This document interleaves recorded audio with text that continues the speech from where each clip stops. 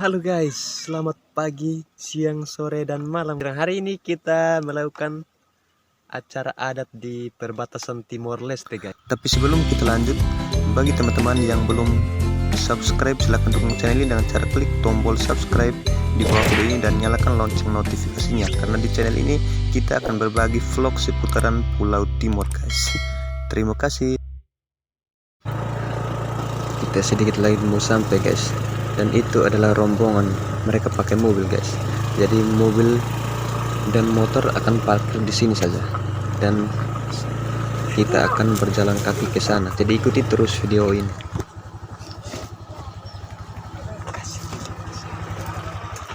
Rombongan banyak guys.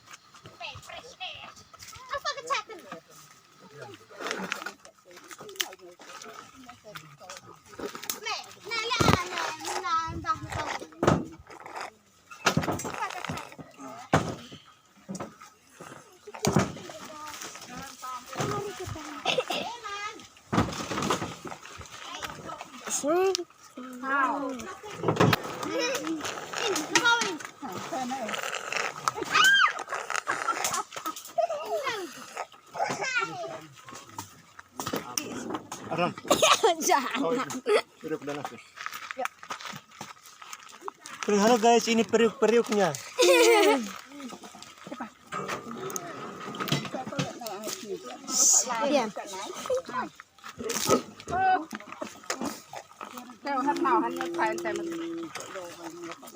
Billy jargan di sini Billy dan kawan-kawan.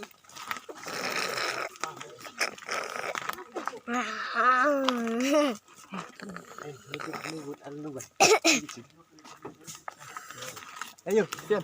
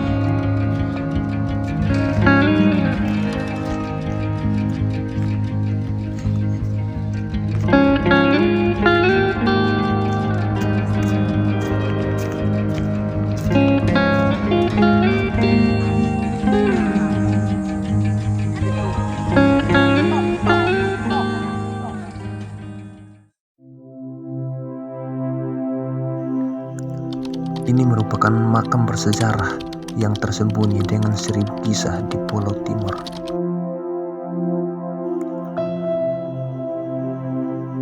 Sebelum kita lanjut, bagi yang belum subscribe, silahkan klik dulu tombol subscribe di bawah video ini dan nyalakan lonceng notifikasinya. Terima kasih, selamat menyaksikan. Ini adalah makam dari Usi Sfunimnasih atau Sfuinmetan. Ia merupakan anak pertama dari Usi Suni Laume dan istrinya Lome Sanak. Dari keduanya memperanakan Sfuinmetan dan anak yang kedua Sfuinmolok, dan yang ketiga itu perempuan yaitu Ufa Sfunit. Dan untuk kata metan dan molok itu merupakan kata untuk pembedaan antara keduanya.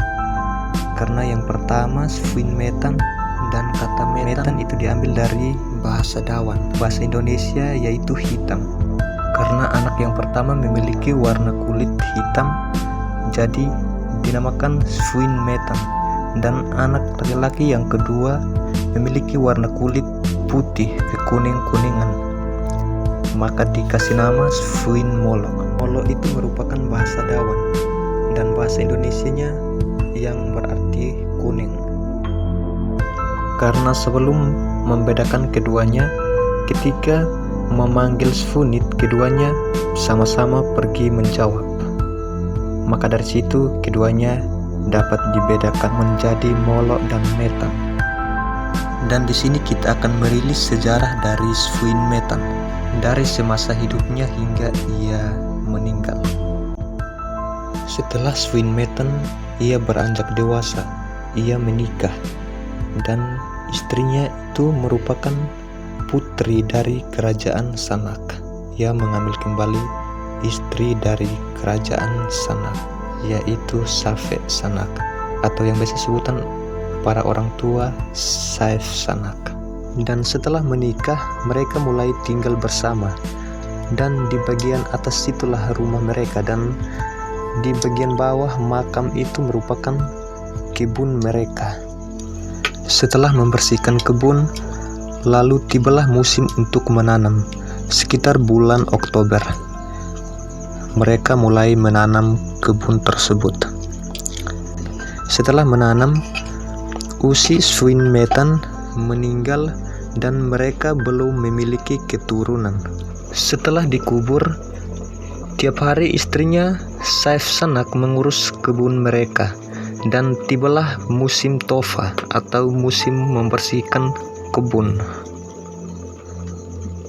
Aktivitas setiap hari beliau sendiri tofa di kebun. Hingga seiring berjalannya waktu, semua orang di sekelilingnya sudah selesai membersihkan kebun mereka. Sisa beliau sendiri yang masih tofa.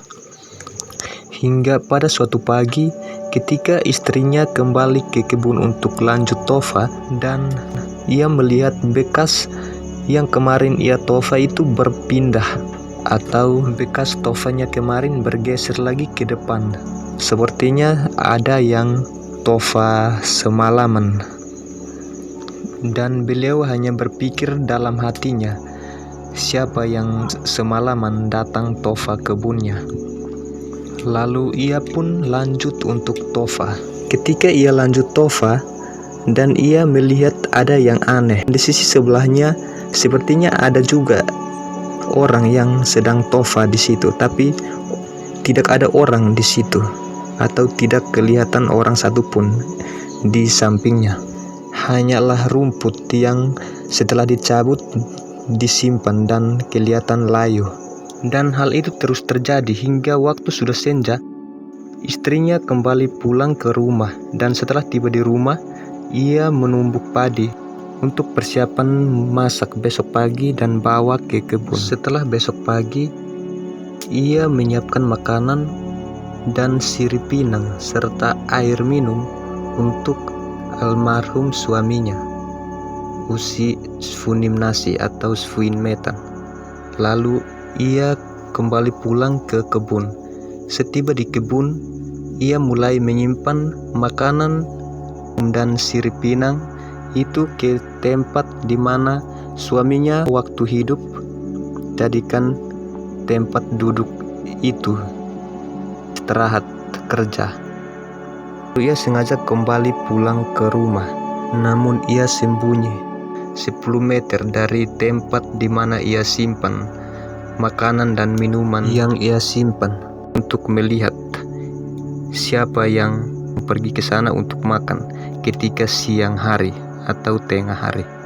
Setelah waktu sudah siang dan tidak ada lagi orang atau manusia yang berkeliaran atau lalu lalang sepanjang jalan, ia melihat dari arah tempat ia tofa.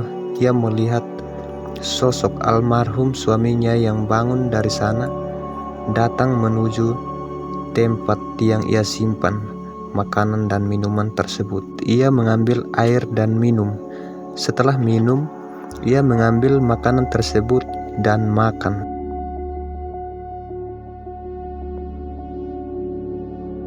Dan istrinya hanya sembunyi dan melihatnya.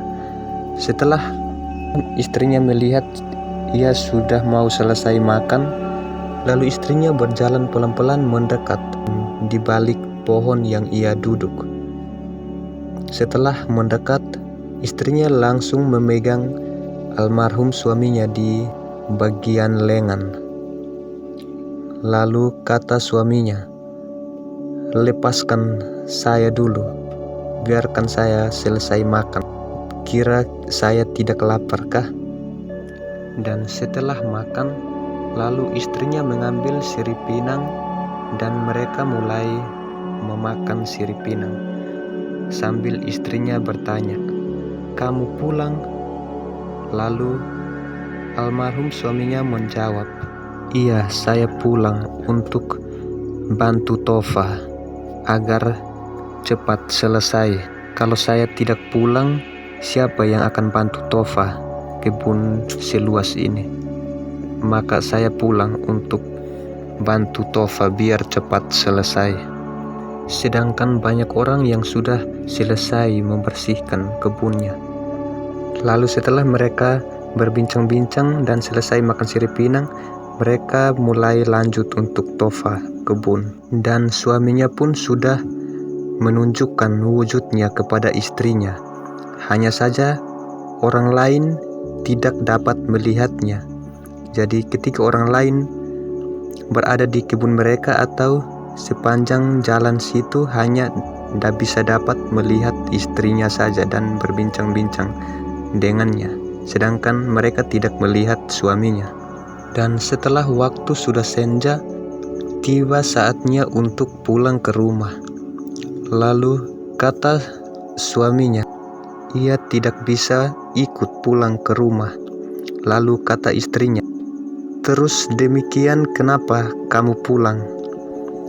Lalu suaminya menjawab, "Iya, karena saya sangat mengingatmu dengan pekerjaan ini dan sendiri Tofa. Dan saya pun tidak akan bisa ikut pulang ke rumah karena saya sudah dipisahkan dari dunia manusia," yang artinya dalam bahasa Dawan Lasik Batak. "Jadi kamu sendiri pulang ke rumah kita dan melihat hewan peliharaan kita, dan saya pun akan pulang. Besok pagi baru kita ketemu kembali untuk Tofa." Dan seiring berjalannya waktu, kebun ini sudah selesai di Tofa, dan istrinya pula sudah mulai mengandung anak yang pertama atau hamil. Lalu mulailah timbul cerita buruk di kalangan banyak orang tentang kehamilannya. Sampai saudaranya Raja Palsanak mendengar cerita ini.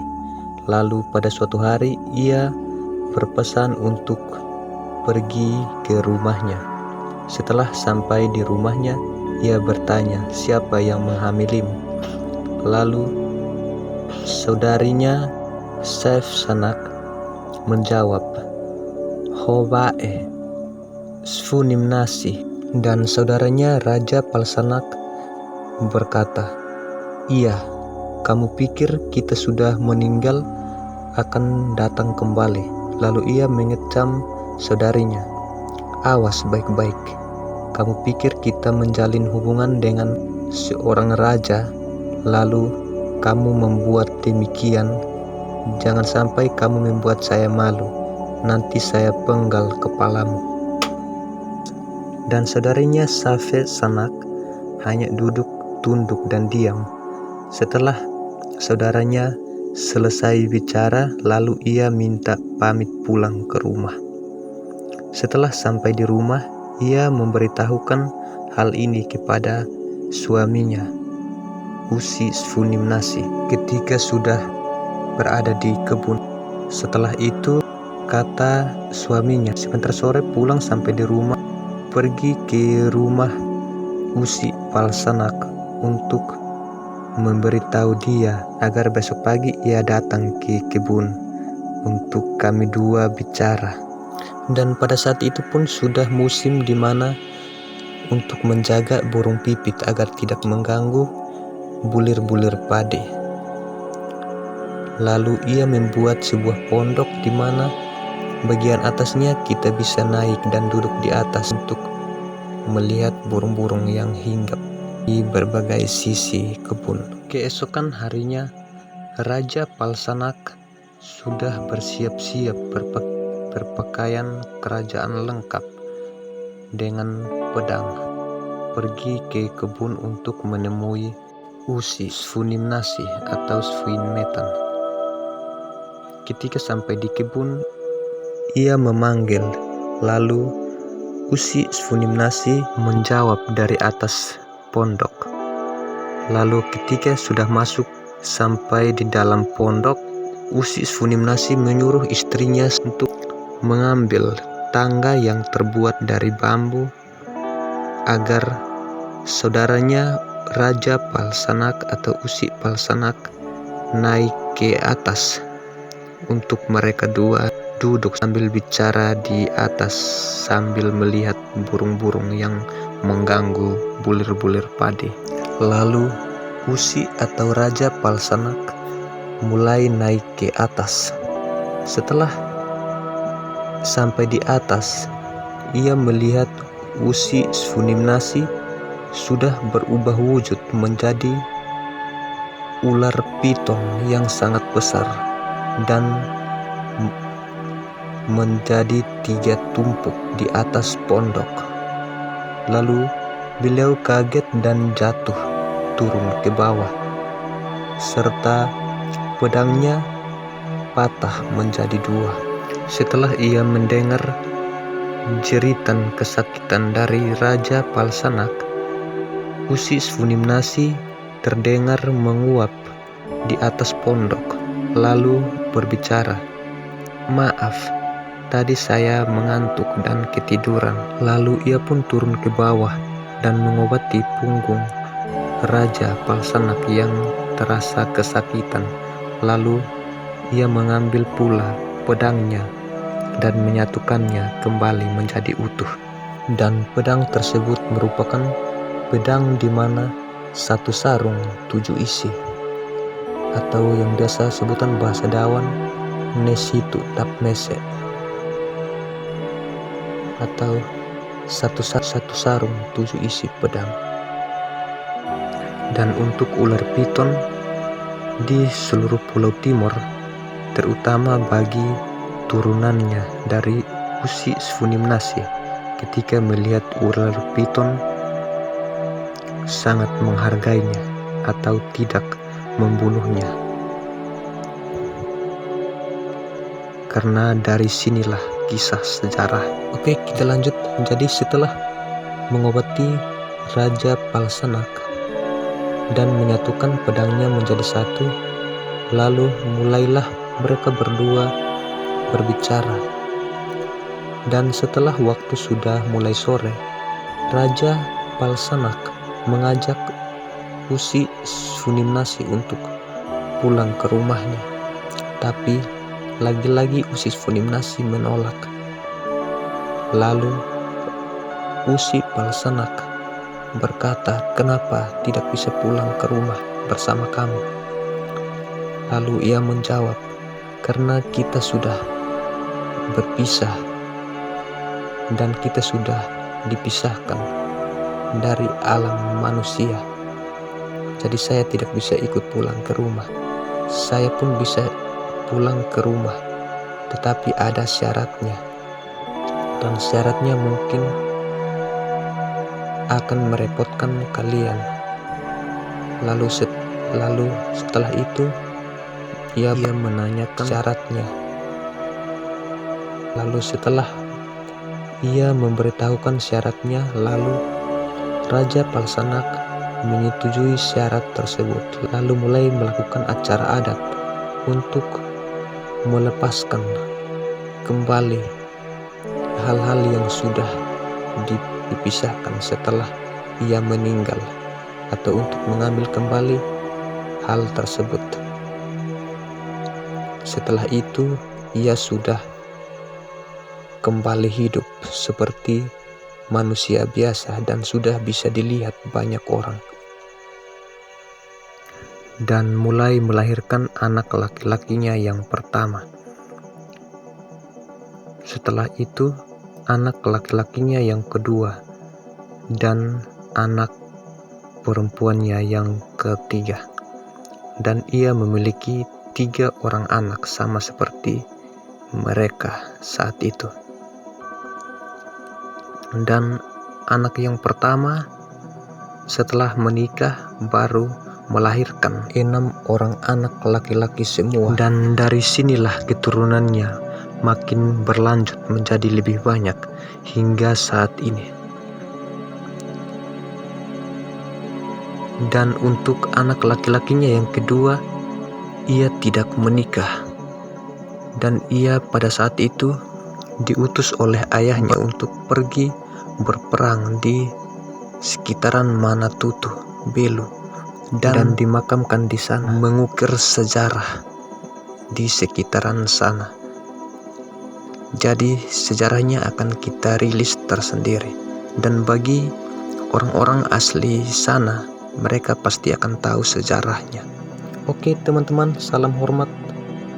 Dan inilah sejarah dari Usi Sfunimnasi atau Sfuinmetan dari semasa hidupnya hingga ia meninggal. Dan setelah meninggal dan hidup kembali, ia menyisakan sebuah tanda baru bagi keturunannya.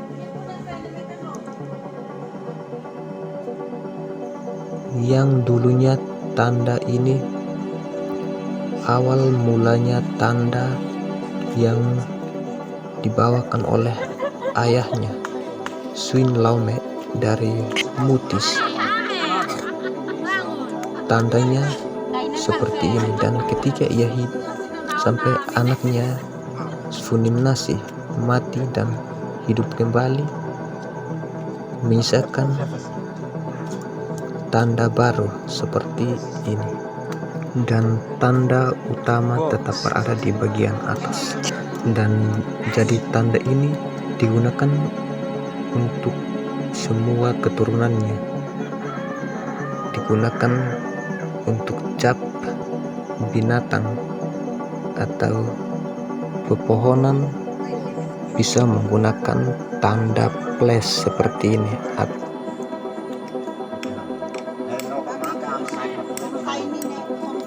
Oke, sekian sampai di sini. Terima kasih. Apabila kalian suka dengan cerita sejarah, maka tuliskan di bawah kolom komentar. Terima kasih.